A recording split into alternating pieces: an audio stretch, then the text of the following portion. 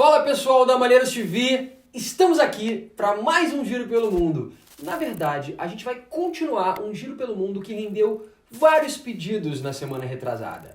Hoje a gente vai falar de mais um conflito envolvendo a questão de Israel e Palestina, a Guerra do Yom Kippur.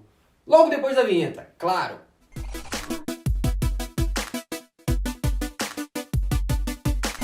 Semana passada nós tivemos a nossa primeira live no canal com o grande professor Cláudio Hansen, que é meu parceiro e roteirista aqui do canal da Maneiros TV. Ele respondeu várias perguntas sobre vários diferentes assuntos e sobre os nossos principais vídeos. Depois assiste a live lá que a gente promete fazer mais no futuro. Bom, vamos lá. Vocês que acompanham a Maneiros TV viram também que nas últimas semanas a gente falou sobre diferentes momentos da questão Israel-Palestina. Então, se você por acaso ainda não assistiu ao nosso último vídeo aqui do Giro pelo Mundo sobre a Guerra dos 6 Dias, então faz o seguinte, dá um pause nesse vídeo aqui, abre uma outra aba, assiste o vídeo sobre a Guerra dos 6 Dias e depois você volta aqui porque esse vídeo é uma continuação. Beleza? Então vamos lá, vamos retomar um pouquinho do que a gente já vinha falando para você lembrar da gravidade desse conflito. Estamos na Palestina, um clima péssimo na região. Os países árabes que apoiavam os palestinos, principalmente o Egito e a Síria, estavam preparando um ataque contra Israel. Mas Israel atacou primeiro. Strike first. Atacou forte. E sem misericórdia.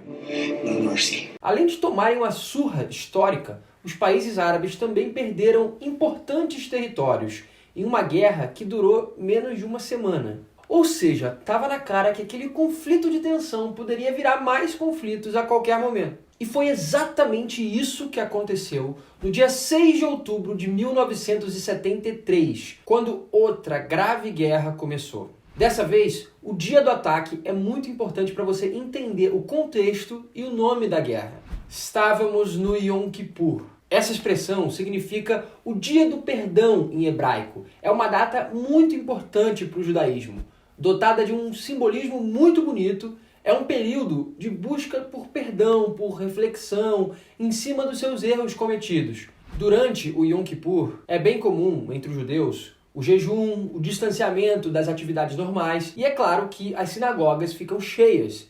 Enfim, um dia que a população de Israel está dedicada ao seu compromisso religioso. Naquele ano, em 1973, o Dia do Perdão aconteceu em 6 de outubro. E foi exatamente nesse dia que os exércitos do Egito e da Síria começaram um ataque contra as defesas militares de Israel. Como a gente já falou aqui, o fato de Israel ter controlado territórios egípcios, como o Sinai, e sírios, como as colinas de Golã, deixavam uma tensão constante no ar. Pois bem, o dia da revanche tinha chegado em um momento que ninguém esperava um ataque. Ninguém estava acompanhando as televisões ou rádios e muita gente foi surpreendida pelos alarmes de guerra. Eram 2 da tarde e, ao mesmo tempo, forças do Egito e da Síria atacaram em diferentes locais. A ideia era realmente surpreender e recuperar os territórios que eles tinham perdido. O começo do ataque foi bem sucedido. As forças de Israel ficaram desesperadas e ainda levou muito tempo até que os reforços chegassem.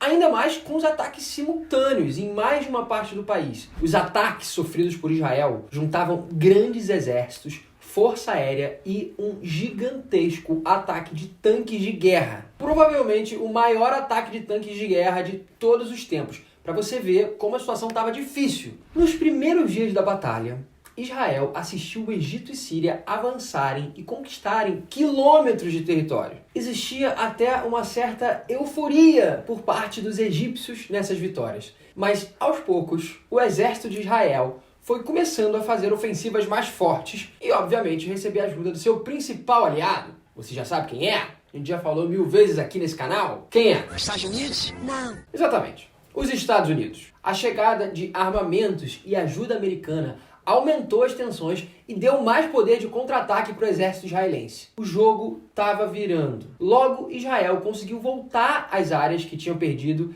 e ainda avançar para dentro dos países. No caso da Síria, A guerra chegou muito perto da capital. E aí foi a vez da euforia mudar para o lado israelense. A verdade é que tudo podia ter ficado muito mais tenso, porque a gente estava no meio da Guerra Fria. Então você já sabe, né, meu camarada? Se os americanos estão de um lado apoiando qualquer um numa guerra, o que ia acontecer? Não, vem tranquilo, vem tranquilo. Exatamente. Os soviéticos chegavam para brigar do outro lado. A União Soviética estava pronta para auxiliar e até entrar na guerra do lado dos sírios. Já imaginou o tamanho que esse conflito poderia ter? Para o bem de todos e felicidade geral da nação, depois de 20 dias de guerra, foi negociado um cessar-fogo, principalmente por pressão dos Estados Unidos, da União Soviética e da ONU, que na época era uma mistura dos dois anteriores. A guerra acaba, mas a tensão não. Restou ainda uma grande pressão política para Israel devolver os territórios que eles tinham conquistado em 67, na Guerra dos 6 Dias. Mas dessa vez, outro alvo apareceu nessas pressões políticas: as intervenções estrangeiras na região, principalmente por parte do exército americano. Existia a ideia de dar uma resposta a essa atitude vista pelos países árabes como imperialista. Afinal de contas, por que os Estados Unidos está colocando exército aqui no Oriente Médio? Os árabes não querem saber disso não, cara. Vamos lembrar que o Oriente Médio é a região com mais petróleo do mundo. Mas assim, muito petróleo mesmo, muito petróleo. E essa informação é importante para você entender o que aconteceu depois da guerra. Segura aí, que eu vou te contar.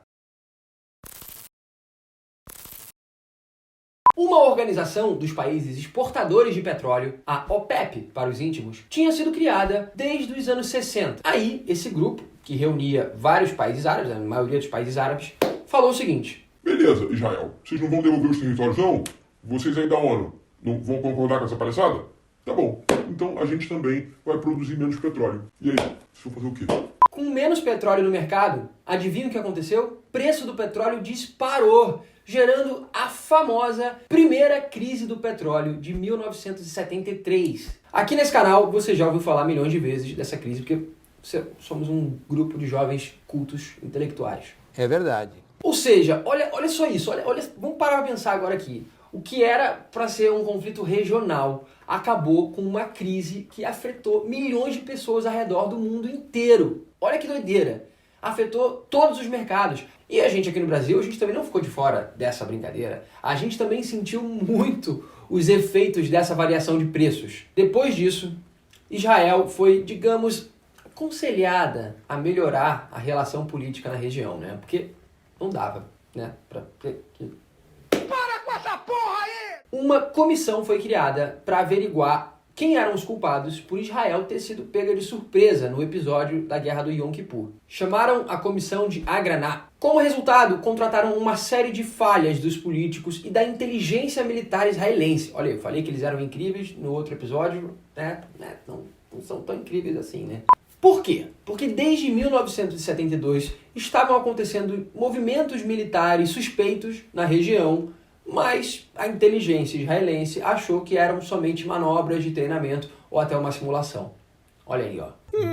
Parece que informantes também não fizeram seu trabalho bem feito. Enfim, a verdade é que políticos renunciaram, militares perderam postos e foram para a reserva, e novas relações começaram a ser construídas. Algumas não chegaram a lugar nenhum de entendimento e outras sim. Egito e Israel assinaram um acordo de paz em 1979, o Acordo de Camp David. Isso parecia ter aberto uma nova perspectiva na região, mas infelizmente não impediu que outras guerras acontecessem. Pessoal, espero que vocês tenham gostado desse vídeo. Não percam o nosso próximo episódio do Giro pelo Mundo. Deixem aqui sugestões nos comentários, que a gente sempre tá de olho. E um beijo grande.